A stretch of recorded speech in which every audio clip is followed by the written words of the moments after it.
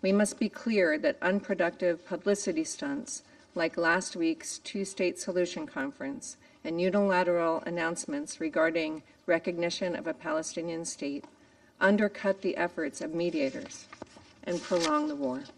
It is also clear that the complete freedom of action that the Israelis have, freedom to do anything in Gaza or in the West Bank, would have been impossible without a direct military support and international and political cover provided by the United States. These gifts to Hamas not only imperil the hostages, they also hurt the civilians of Gaza. And what is telling in this situation was the Israeli and American boycott of the conference on the 28th, 30th of July, the high-level conference in support of this two-state solution. We have once again heard members here make allegations of genocide. These allegations are politically motivated and categorically false. We do have certain optimism from the fact that despite the pressure from the Americans, the majority of the international community remained unintimidated and showed solidarity with the Palestinian people. And some Western capitals, although belatedly, nonetheless announced their plans to recognize the state of Palestine next month. They are part of a deliberate, cynical propaganda campaign as Hamas attempts to win symbolic victories to compensate for total defeat in war. The United States refutes these allegations entirely.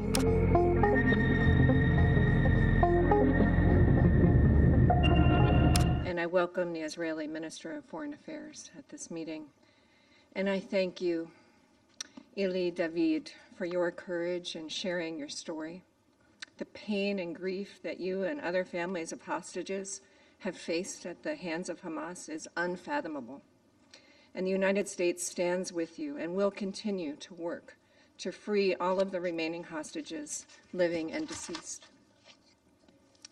Colleagues, the horrific videos of hostages, Evaytar, David, and Braslavsky, filmed by the terrorist groups Hamas and Palestinian Islamic Jihad, should shock and appall the world. The footage of these two young men, tormented, starved, emaciated, is not only a reminder of the evil that Hamas and Palestinian Islamic Jihad represent. It also makes more clear than ever that the Security Council and the international community must stop pressuring Israel and instead impose maximum pressure on Hamas to immediately release all 50 hostages that they continue to hold captive. The hostages abducted on October 7th have now suffered for 668 days. These videos show Evaytar David, a 24-year-old kidnapped by Hamas from the Nova Music Festival, with an appearance his own family described as a living skeleton buried alive, being forced by his terrorist captors to dig his own grave. Braslavsky, a 21-year-old abducted from the Nova Festival, is pictured in similarly dire conditions. The United States has made clear that freeing the hostages is our priority, along with ensuring Hamas disarms and no longer rules Gaza. President Trump, Special Envoy Witkoff, and Secretary Rubio continue to work tirelessly to end the war, release the hostages, including Itai Chen and Omer Nutra, the two Americans still held by Hamas, and bring peace to Gaza and give it a future free of Hamas. As President Trump said last week, the fastest way to end the humanitarian crisis in Gaza is for Hamas to surrender and release the hostages. Yet Hamas has refused to do so. While Israel has accepted the terms of the ceasefire proposal, Hamas has consistently rejected them. That is emblematic of the bad faith we see from Hamas. Unfortunately, at a time when pressure on Hamas is more necessary than ever to free the hostages and end the war, some have instead taken steps that embolden Hamas and undermine the negotiators' efforts. We must be clear that unproductive publicity stunts like last week's two-state solution conference and unilateral announcements regarding recognition of a Palestinian state undercut the efforts of mediators and prolong the war. These gifts to Hamas not only imperil the hostages, they also hurt the civilians of Gaza, who continue to suffer what President Trump has recognized as real starvation. Colleagues, no one wants to see Palestinians, civilians in Gaza go hungry and thirsty. The United States supports getting assistance to civilians in Gaza and has been actively working to support the secure delivery of humanitarian aid to civilians in Gaza. As President Trump has said, the United States is going to be even more involved in these efforts. On Friday, Special Envoy Witkoff and Ambassador Huckabee traveled to Gaza, where they met with the Gaza Humanitarian Foundation and other agencies and visited GHF aid distribution sites. The GHF recently announced reaching the milestone of delivering more than 100 million meals directly to civilians in Gaza. On Sunday alone, the GHF reported delivering more than 1.5 million meals at its distribution sites. We recognize the important actions Israel has taken to facilitate the increased flow of aid into Gaza.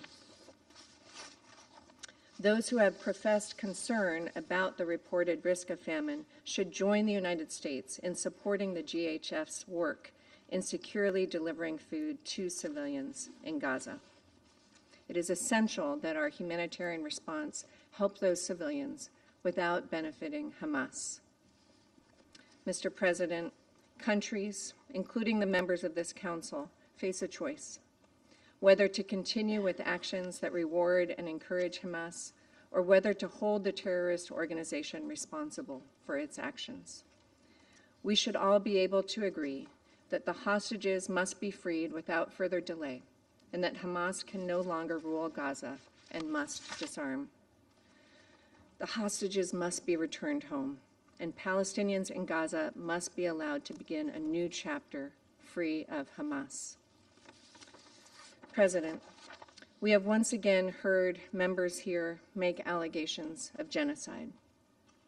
These allegations are politically motivated and categorically false. They are part of a deliberate, cynical propaganda campaign as Hamas attempts to win symbolic victories to compensate for total defeat in war. The United States refutes these allegations entirely.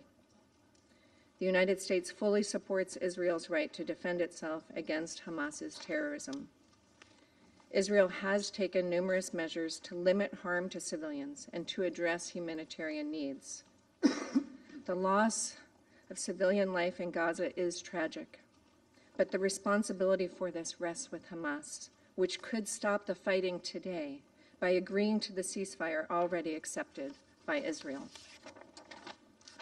And with respect to recent reports of deaths of Palestinians near GHF aid distribution sites, I would say that the GHF has stated that recent reports of deaths near their distribution sites are false. The most recent tragedy occurred near UN convoys after they passed through the Zikim crossing. The UN continues to turn down the GHF's offers to collaborate and coordinate efforts. We mourn the loss of all innocent lives and agree that more assistance needs to safely reach those in need. And we encourage all to support the GHF's efforts. President, in closing, the United States calls upon all countries to join together and say with one clear voice that Hamas must immediately surrender, release all the hostages, both those living and those who have already been murdered at the hands of Hamas, and allow this war to end. I thank you. We are grateful to the Assistant Secretary-General Miroslav Jenča for his detailed briefing on the situation in Gaza and the situation with the hostages who remain in the enclave. We note the presence amongst us of the Minister of Foreign Affairs of Israel, Gideon Sa'ar.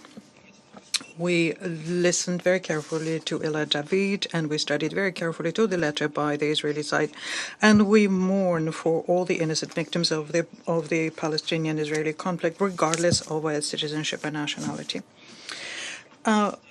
As all of those present here, we also were shocked by the footage earlier this month showing two Israeli hostages, Rom Braslavsky and Evaytar David. In the video, they looked depressed, severely emaciated, and weakened because of an acute shortage of food and water, which, as we know, is something that all people in Gaza encounter. Every day spent by the hostages in Gaza is a tragedy for themselves, for their families, who spend every minute of their time waiting for their return. We also listened very carefully to the recent statements made by the relatives of Rom Braslavsky, Evaytar David, and other Israelis held in Gaza. And we share their pain, but we cannot overlook the fact that the people who are in such a terrible emotional state and who fear for their children also voice a direct criticism of the leadership of the country, which, according to some of them, is drawing out the negotiating process with Hamas and thereby is assigning a death warrant for the remaining hostages. Let me recall here that we immediately condemned the tragic events of the 7th of October 2023. There can be no justification for that, nor can there be a justification for the collective punishment of the people in Gaza and turning a whole region into a zone of total despair. We advocated and continue advocating an immediate and unconditional release of all detainees and an immediate ceasefire in Gaza. Mr. President, we are sincerely convinced that there is no delegation in this room which would dispute the very simple fact that the life of any person is important and priceless, and we shouldn't have to decide whose suffering is more worthy of attention. This applies equally to the Israelis in captivity and to the peaceful Palestinians who, for now 670 days, have been essentially suffering the bombardment by Israel. At the time when the whole world will watch the terrible footage of Rom Braslavsky and Evaytar David with horror, from Gaza we received shocking data about the fact that since the 1st to the 2nd of August, 180 people died there. Such tragedies is something that we receive information about essentially daily. Since October 2023, more than 61,000 Palestinians have died, and amongst them, according to UNICEF, 18,000 are children. Against this background, the general situation in Gaza can only be characterized as a humanitarian catastrophe. And this has consequences not just for the Gazans, but also for the Israeli hostages. Palestinians themselves are dying in the enclave not only as a result of air bombs or artillery shelling, but also because of widespread hunger and disease outbreaks. According to the World Food Programme, every third Palestinian is going hungry for several days in a row. The grim statistics of the victims of hostilities and the lack of hunger is compounded by the dead and wounded as they line up for food rations at the sites of the so-called Gaza Humanitarian Foundation. And there the numbers of victims is in the thousands. Since 27th of May, almost 1,500 Palestinians were killed. We're seriously worried also by the consequences of the practice that was resumed since the end of July, the practice of airdropping of food supplies. As recently as yesterday, the humanitarian bombs crushed to death two medical workers from the Al-Aqsa hospital in Deir el-Balah. The Commissioner General of UNRWA, Mr. Lazzarini, in his recent comments warned against using such dangerous and costly way of supplying assistance. It's 100 times more expensive than using the land routes. Meanwhile, on the perimeter of this strip, there are 6,000 trucks with sufficient food supplies which would provide enough food to provide for several months for civilians. Mr. President, we are shocked by the targeted attack by IDF on the headquarters of the Palestinian Red Crescent Society in Han Yunis, as a result of which one staff died and several people were injured. Unfortunately, this is not the first time when members of the Red Crescent Society in Gaza died.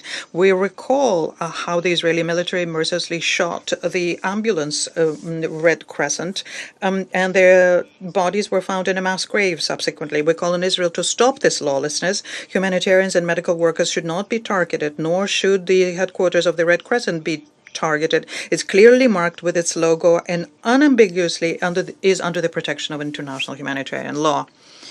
Contrary to the statement by West Jerusalem, the humanitarian blockade that they initiated in March essentially remains to date. What was announced on the 27th of July, namely partial easements and limited deliveries within the framework of the so-called tactical pauses, according to the UN humanitarians, is just a drop in the ocean compared to the acute needs of the Gazans, including, as we all understand, the needs of the Israeli hostages. In this context, we fully support the calls by the leadership of UNRWA and other specialized UN agencies to immediately remove the impediments to supplying into Gaza all of the essential things, including food, water, fuel, and medicines. We're very concerned by the aggressive campaign deployed by West Jerusalem against the staff of UN OCHA and its head, Tom Fletcher, who provide a sober and uncomfortable for Israel sometimes assessments of humanitarian situation. We can see that humanitarians are trying to analyze it comprehensively and find some ways of easing the plight of Palestinian civilians. What is undeniable here is that in order to have an uninterrupted and unimpeded humanitarian supplies, the main thing that is needed is to create the necessary security conditions. Unfortunately, the regular calls for a ceasefire that we hear from the Secretary-General and from the absolute majority of the international community remain without due reaction from Israeli leadership. West Jerusalem continues intending to continue with the war in Gaza using by any means and under any pretext, and tries to prevent the stoppage of a military operation in the sector. Mr. President, we are equally concerned also by the fact that the Israeli authorities decided to cleanse and colonize the West Bank of the Jordan River. The victims of continuous raids by security services and violence of settlements, the victims of that are the regular Palestinians and foreigners sometimes. For example, on the 30th of July, there was an attack against the office vehicle of the Russian representation with the Palestinian Authority. And this was done under the lenient eye of the Israeli military. Furthermore, there are new negative records being made of the destruction and seizure of the property of the local citizens, building new settlements, legalizing outposts to make sure that the Palestinian towns are not connected to each other. Knesset continues passing new provocative passages. Following yesterday's decision to ban UNRWA at the end of July, there was another dangerous decision made about extending Israeli sovereignty of the West Bank. It is clear the systematic expulsion of the Palestinians, be it from Gaza or the West Bank, is something that's fraught with new risks and dangers for the stability and security of the Middle East, and can yet once again bring the region to the brink of a major war. It is also clear that the complete freedom of action that the Israelis have, freedom to do anything in Gaza or in the West Bank, would have been impossible without a direct military support and international and political cover provided by the United States. At the same time, the absolute majority of states in the world are rejecting this line. And what is telling in this situation was the Israeli and American boycott of the conference on the 28th, 30th of July, the high-level conference in support of this two-state solution, and the futile attempts by Washington to dissuade their partners from participating in this representative forum. We do have certain optimism from the fact that despite the pressure from the Americans, the majority of the international community remained unintimidated and showed solidarity with the Palestinian people, and some Western capitals, although belatedly, nonetheless announced their plans to recognize the state of Palestine next month. Mr. President, despite this fact that the situation is very difficult, we remain convinced that the diplomatic settlement of the conflict was and remains the only viable solution here. And we call on the parties, with support of mediations, to return to the negotiating table so as to work out mutually acceptable solutions, so as to restore the ceasefire regime, release those who are detained, and unblock the humanitarian access to the Gaza Strip. And we are confident that this is what the people of Palestine want front, as well as the families of hostages, including the relatives of Israelis held in Gaza. And we hope that all regional and international stakeholders will work towards this goal. The negotiation process must return to a political track, which will the kind that will accommodate both Israelis' legitimate security interests and the Palestinian people's hard-earned right to establish their own state within the 1967 borders.